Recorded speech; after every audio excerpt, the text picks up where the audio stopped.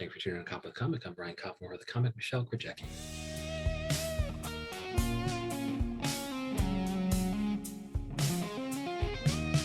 Michelle Krajecki, how the hell are you? Good. How are you? You are crystal clear on an iPhone from Mexico. You are living the life. Yeah. We're down here for a few more weeks after this. My husband likes to travel, and we have a timeshare kind of thing. I don't like to say that because that sounds like an old person thing, but Well, it also sounds like a rich person. It's like, come on, yeah, Michelle. I know. Michelle, we know you're rich. You're a comedian. All right. Yeah, I make. Yeah, it's all on the bar gigs and all those drink tickets. Yeah. Yeah. Do they count down in Mexico? You can redeem them down there, or not really? No, not really. No. That's not how You're drink right. tickets work. You're destroying my notion of drink tickets. But you're down there. I mean, do I hear mariachi or no? Yeah, there's a mariachi band outside my window here and they make you, when you first sign in, they make you sign a waiver saying you're not going to hire the mariachis because it's real weird. It's, you're in a foreign country and the rules are different. And so it's a private hotel, but they still have, they can walk by and try and sell you stuff on the beach. And But don't hire them. Don't hire them because why? Because they'll just play all night. People have come down here and said, "Oh, let's throw some pesos at this band out." So next thing I got a tuba player playing out there. So they got to do the same thing with Michelle Krajecki. They'd be like, don't hire to do your fucking jokes. She'll be doing her jokes all night. Yeah, exactly. That's what they're going to do down in Mexico because they know me so well down here. They do. Yeah. And you're on a beach right now, right? Well, no, I'm actually in a hotel room. I mean, I'm not on a beach, but the resort I'm at is actually. Yeah, I know. Well, I'm living through you. This is so amazing to hear. And so, like, tell me, it sounds like you went to some sort of city in Mexico, and yeah, it was bizarre. You said it was tense. It got a little tense in Mexico. Yeah, we're in Mazatlan, and it's right on it's in Sinaloa state or whatever you call it. Yeah, that's where the El Chapo and everything is. So we, I guess we're like Mr. Magoo. We go downstairs and we're like going to take a cab down to historic center where we've stayed for a couple days. We know the area somewhat well. We've been there before, and it's all lit up for St. Joe, whatever day, the holiday down here, Three Kings or whatever. Anyway, so we go down there and we're driving. The cab driver's going, we're like, man, these streets are silent. This is weird. There's nobody on the Malecon, the big beach. Where's everybody? And so we're going, and so he takes us down these little side roads. There's nobody on the street at all. Everything's not like boarded up. It's quiet. We go to the square. Everything is like dark. I mean, dark, like nothing's open. We're like, well, don't just leave us here. So we I'm like, okay, just take us back to the hotel. We don't know what's going on. And so he doesn't speak much English. So we're like, okay, go back to the hotel. So there's a restaurant across the street. Well, it turns out later, nobody warned us, but there were some threats here. And then they told everybody to hunker down in place because there's a couple, like Culiacan is where all the cartels live. And then Mazatlan, I think and there were threats and there was some shots fired at an airport. And so. But as a result of El Chapo's son or whatever? Yeah, El Chapo's son, they captured him. And I guess it's a couple days before Biden and the Canadian guy is supposed to come down here. So I don't know if it was political. But either way, they said that they said there were no flights in and out for a couple of days at Mazatlan. So it's a good thing we're down here for a couple more weeks. Otherwise, we couldn't get out. Yeah. Are you secretly part of the Biden administration, or is that why you're down there? Well, if I could, I wouldn't tell you. I'm just going to assume you are. You're on a beach. You're a comedian. I don't know. I'm going to put two and two together and just assume you're a secret agent. But I guess it's kind of okay. Like. If you were, that's kind of everybody's dream. You're like, man, I would really love this place for some pictures, but the tourists are messing it up. It's like you have this city to yourself, but on the other hand, nothing is fucking open. It's dark. Yeah. You probably can't take any pictures. It could be dangerous. And so it's like, do you go back? And it's like, you can't stay hunkered down your whole trip there, can you? No, and my daughter was kind of worried. I was telling her about it. She said, "You okay?" I'm like, "They're calling bingo at the pool. We're fine." Like it was just for a couple of days, and actually, most of the action they actually were like they were just setting stuff on fire in Culiacan, which is a little bit north.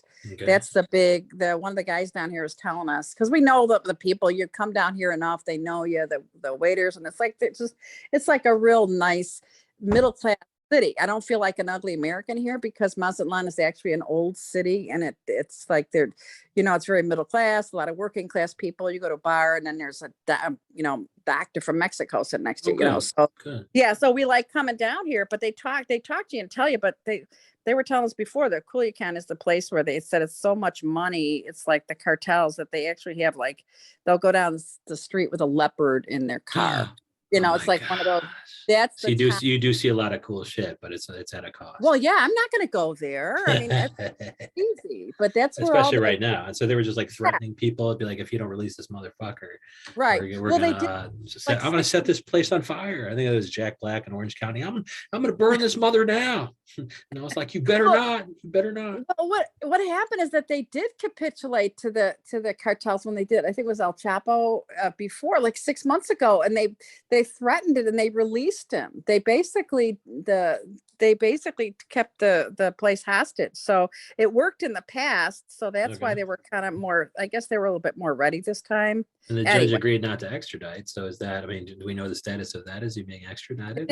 I think he is. Yeah, I think he's gonna be going extradited and stuff. So yeah, I'm gonna delete calling him a motherfucker, and I'm gonna say I'm pro fairness to that guy, because obviously he's an upstanding citizen who likes riding around with leopards. So God bless him. So how did you kind of find that city in Mexico? I mean, have you tried some other ones that were a little bit more young and hip, or did you just that was the first time and you got lucky and you're like, I really feel at home in this place?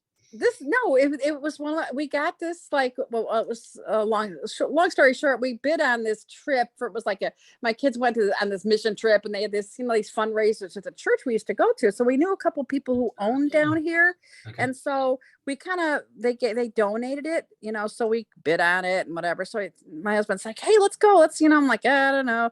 So we did. And then they give you this presentation, and it's like, it's actually one of these places, if it's Pueblo Bonito, but if you go, it actually looks like, when you actually go down, it looks like the brochures. You know what I'm saying? If you go to the website and look at the place, it actually, like, it's really kept up really well. It's one of the nicer places in Mazatlan. We love this. We just love the city. Like, we fell in love with it. We're like, oh my gosh, there's so much to do. There's historical stuff. There's restaurants. There's shopping. It's like all that. I mean, it was just we love the area. We love coming down here. So that's why we bought, and we said, okay, I can see us coming down every other year or something for whatever. Like, so I mean, it's a perfect situation, but the big question is, would that situation get better or worse if you started busting out your comedy? I mean, I think it would only improve things if you just started busting out your comedy, going on stage. Do you do stand up while you're down there? No, I don't. There's a stand-up club, but it's mostly for it's booked, or how a lot of places, like have bigger hotels, they're booked by somebody that it's booked by a third party or something, like a booking service or something. Oh, there's not really a lot here, actually. Okay. And they probably speak their own language, right? I mean, are they speaking English down there too? Oh, a lot. I mean, they speak English really well down here, but as far as the culture goes, I don't think comedy's a big thing down there. And you're like, plus my comedy is pretty anti-person of color. I don't know that they're going to enjoy it. Yeah, I'm so stupid. I've never been on the country inside. Well, I mean, other than going to Canada for 5 seconds. And so I guess everybody does speak English, but I can't imagine, they would enjoy speaking with me. It's like, no, speak our fucking language, you asshole. Don't come down here and just presume we're going to speak English, right? Well, no, they do, because tourism is huge down here. So they're like, thank you for your pesos. Yeah.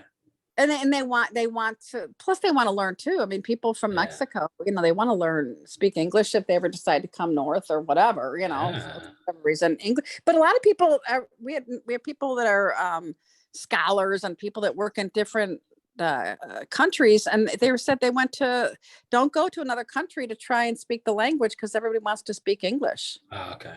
I mean, would it be a nice place to retire? Because I remember some dude with money, he still moved down there because he was like, he had a wife who has real, I don't know, just big physical things that she was, chronic physical pain or something, and like it would only be livable down in Mexico because healthcare was cheaper or something. Like, would you ever think about retiring down there or not really? We thought about it. My husband's got a lot of health issues as well, and that's the reason he's so tall. He's got something called Marfan syndrome, and it does cause a lot of health issues, and some of the health care doesn't really cover. I mean, if we stayed in Mazatlan, they have like really super duper good health care, but we haven't really looked at all the you have to really plan. There are a lot of Yeah. expats down here. There are a lot Okay. of people who retire here, but you have to kind of plan. You can buy insurance, but special kinds of stuff, you have to really research it. And if you have no pre-existing conditions, you might be able to get a cheaper deal. We Oh do yeah. have pre-existing. Oh, So, but I just love, yeah, some expats down there. It's like the Chicago comedians all retired down there, and you open up a chuckle hut or something. well, yeah, Tom talks about that. He's like, maybe we should open a comedy club. I'm like, yeah, okay. I'm not good at, I'm just not good at, I'm not a business person. That's not my idea. That's not my dream, is to run a club. It's my job to get up and be hilarious in that club. Right? Yes, exactly. I want to So, write. Yes. if you're not talking about anti people of color thing, what are you talking about? Kind of, what are the jokes that Michelle Krajecki can tell on stage that get laughs, but somebody else could tell and it would just bomb? Like, what are the kind of subjects that are unique to you, where people look at you and you're like, yeah, I can buy that joke coming out of Michelle Krajecki's mouth, but nobody else's. Okay, yeah, no, I'm born and raised Chicago, so I'm like a real Chicago kind of person. So I'm a real, I work clean, so it's not necessarily, I do work really clean. I started in the church, actually. Oh, did And, you? Did they yeah, have? yeah. I mean, it's so great. Like, you found your Mexican connection through your church, which is great, because I've been to Yeah. churches that have done kind of mission work in other countries, and that is a good way Right. to find. Oh, they were actually hospitable. I should probably try to go there. And so you also did stand up in your church? Yeah, not in my church, but with the Christian Comedy Association, and so I started doing that. What and the hell is that? Like, so I big, first of know. all, like I have 45 pastors, like Lutheran pastors in my family. And so I'm a Oh, big, like, I come from that world. So I've never heard of this stuff. Christian Comedy Association. What the hell is yeah, that? How big is yeah. it? Is it based in Chicago, or is it all across the nation or No, world? it's all, well, it's kind of a loose group of people, and well, they're not loose, but no, they're it's like, well, it's a group of people. I got connected with them somehow, with the speaker Ken Davis and these other speakers and these Christian comics, and I went to a speaker seminar and in Orlando, and I met these other Christian comics and stuff. So now it's kind of odd. I started out in the church, and then I got away from the church because a friend of mine told me I was a little bit too uptight. You got to get back in the clubs, and if you want to clean it up, go back in. So I did, and so I'm doing mostly secular stuff now. But Okay. now I'm getting hired back in churches. So go figure. I'm getting was your I mean, material was clean. It's still clean, but yeah. Are you saying at one point your material was actually Christian? No, And then now it's secular, and now it's non-Christian? No, it's not that. It's just that Okay. I was too uptight. Part of that was maybe on me too, because I kind of, like, when you're sometimes in like real sterile environments. Yeah. Well, I'll give you an example. There's like there's material I do that a Christian person or a person in church would laugh if they went to a restaurant or a bar or a secular venue. There's certain things they might laugh at, but in a church, they're kind of like really, really uptight. I'll just put it that way. Yeah. And that's common in a lot of churches. I'm not saying, I'm not indicting the church on that, but then, so what they're saying is I kind of took it upon myself, like, I was trying to fit into this kind of weird mold. And a pastor friend of mine from Florida said, you are Chicago. You are like tough. You're not being yourself. You're like holding back something. So you're not gonna do well. He goes, so you'll do okay. And a lot of people I met through the CCA were like Southern, that kind of stuff. They talk with that accent. And so they talk, oh, praise God. And I'm just like, I don't talk like that. I'm in Chicago. So whatever, even if I do what I do, my material's clean, I don't talk like that. So it's kind of like, so I've kind of gotten away from working with the group. I've got a lot of friends that I work with in the group, but so a friend of mine goes, get out of the church because you're too restricted. You're restricting yourself. Go be like your mother. My mother's a real Chicago, real like, what the hell? That's how I grew up, And the chains were off. And so, like, the minute you got in these clubs, I mean, did you feel yourself just like losing that uptight restriction? Exactly. So then I'm working with, like, I'm really good friends with what I call the old guard, because I'm not young. I'm not old, but I'm not young. But with like Bill Gorgo and Dobie Maxwell, they teach the classes at Zanies. I'm like really in with them. Good. Really, Larry I just had on Joe Janes, And later on, I had Hope Rehak, and she like they both, Joe James teaches a bunch of improv and sketch at Second City and Columbia, which has a comedy major, I guess. And I Hope Rehak on. She's like, oh, I teach at Northwestern and stuff. And I was like, Joe Jane's on. And he goes, yeah. She goes, yeah, that's who taught me. And so I'm just like, it's so great to kind of to meet the teachers, because you guys just fucking, you've seen it all. And so, I mean, but you're in good with the old guard, meaning their teachers. I mean, the old guard, because here's the deal. I think a lot of the comedy is kind of like really changed a lot. Like the old, I was actually in a at one point I was working in a vaudeville show with like an old time vaudeville show with Karen Knotts, Don Knotts' daughter. And if you say who's Don Knotts, I'm going to slap you. I love him. But I love him. He was the best part of Andy Griffith. I mean, the show took a dive after it. I do not watch a single episode of Don Knotts is not on there.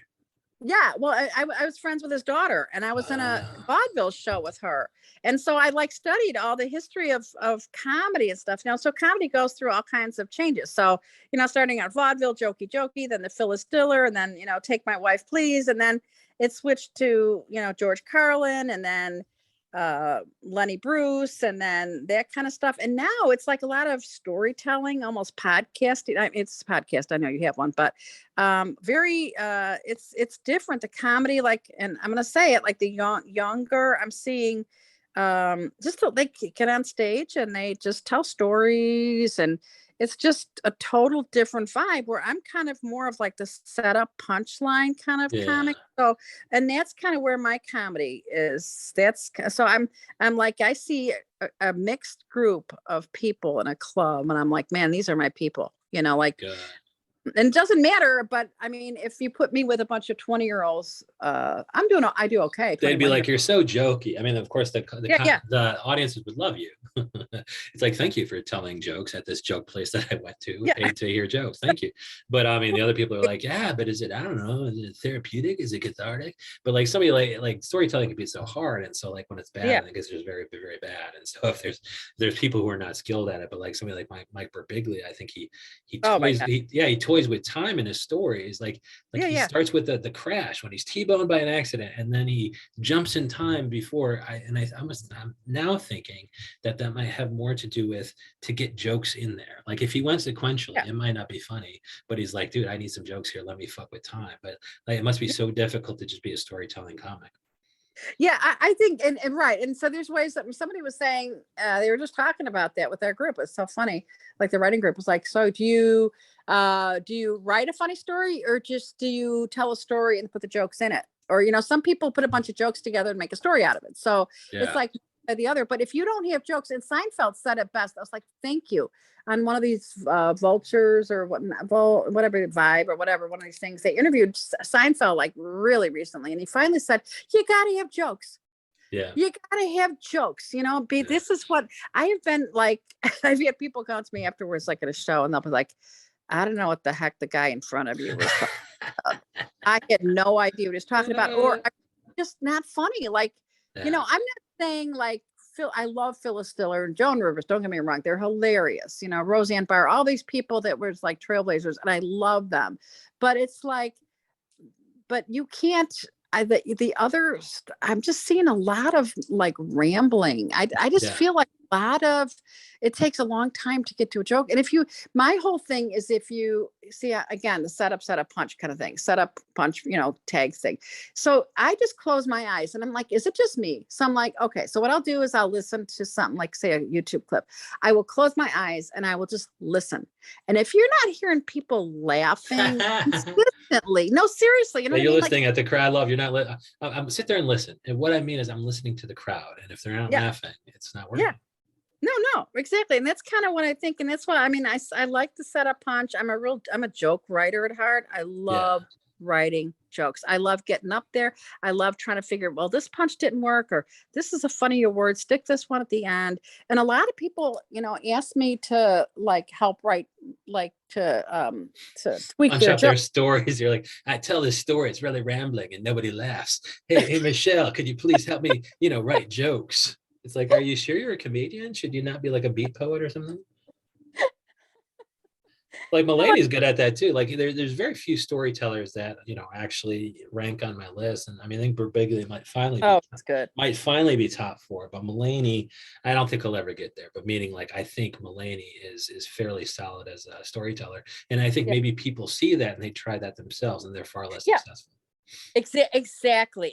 Yeah. I think they don't really know, and they really don't. A lot of them don't. Like, I was so happy when I said Don Knotts, and I'm like, and I was, and you were like, oh, that's great. And I continue to say it. If you say, who the heck is Don Knotts, I'm going to slap, because people say that to me, like, who's Don Knotts? I mean, they don't really seem to care about, like, the craft. I'm going to call it the craft of comedy. Good. Because if you want to be a comedian and you want to get up, and the whole idea, why are you a comedian? You're trying to make people, that is your first thing you're supposed to do. Yeah. Why would you not study the greats? Yeah. No, I mean, right. Like, maybe if they're just young and they're hacking away and they're just like, I don't even know if I like this yet. But the minute you know you're good at comedy, at least figure out who's been good at the type of humor you do. I mean, it's cool if you also kind of step outside and look at, oh my gosh, Don Knotts was hilarious even with facial expressions alone. Let me try to incorporate some of that. And so, but as you're in this discipline for longer, I don't think there's any excuse for not kind of researching some of the greats and seeing you can incorporate some of that into your act. Absolutely. Yep. Well, see, 100%. I mean, we're a million miles away because that's how far Mexico is, right? Yeah, And we're just in perfect agreement. I think it's more a gazillion, but that's okay. Wait, say that again. It's more a gazillion, but go ahead. Oh, is it? Yeah, like I was expecting you to correct me because I was like a million miles, and you're like, I don't know, bazillion. Like, yeah. So I'm but we are in perfect lockstep, and you're crystal clear on your iPhone, and it's just been so great talking to you. And we follow her everywhere, Michelle Krajecki. I'm hoping that on the Twitter, Funny Michelle K makes a big comeback because I'm ready to retweet all the funny stuff. And it's been dormant for too long. I've already retweeted a couple of your funny things from years ago, but also Michelle K Comedy, Instagram. You're more active on that, but you're still active on Facebook, right? Yep. I'm Krajecki. Can we follow you there, or do you also have a page? I have a personal page where I put a lot of jokes and photos and stuff like that, but I also put up more business, a comedian, Michelle Krajecki comedian page. So that's where I put more of my schedule. That's that's more businessy type stuff, but I do a lot of, and my settings are all open, so you don't have to be a friend. I'll be anybody's friend as long as you don't look like a Russian bot or a bot. Yes. But I had many of those to begin with, and I was like, good. I'm glad I have all these friends. And I'm just like, after a while, they tag you on all these awful, bizarre shit. And you're like, no, that's awful. No, that's why I'd love to restart it. Yeah. I'm real careful. I take as friends, though. I mean, I want as many as I can, but I don't take just, every Russian orphanage or every African orphanage. They can't get next to Michelle Krajecki, let me tell you. But she's down in Mexico, and also hopefully we hear some of these Mexico stories kind of morph their way into setup punch in a way that really Michelle Krajecki can. Like MichelleKComedy.com. Is that going to have your next shows too, or just the Michelle Krajecki Comedy Facebook page? Yeah. I do put my schedule on Instagram too, Michelle K Comedy. I put a schedule on there too, so they can look on that. So you'd be at the Laugh Factory next. Is that true? I mean, you're only on the biggest of stages, right? Yeah, I'm in April. I'll be in the Laugh Factory, but I've got a bunch of stuff set up already. But you got someone coming Platteville. Are you on tour in Platteville? No, I'm headlining out of state. It's really hard to headline in the city in Chicago because everybody comes here. It's kind of known that people move to Chicago, get their act together, and then move on to LA or New York if that's what they're going to do. So there's a ton of competition. It's really hard, but I'm headlining out of state now, so that's kind of cool. So I'm excited about that. That's why she's going to afford a place next to the beach in Mexico. Michelle Krajecki, thank you so much for coming on. All right, thanks. I appreciate it.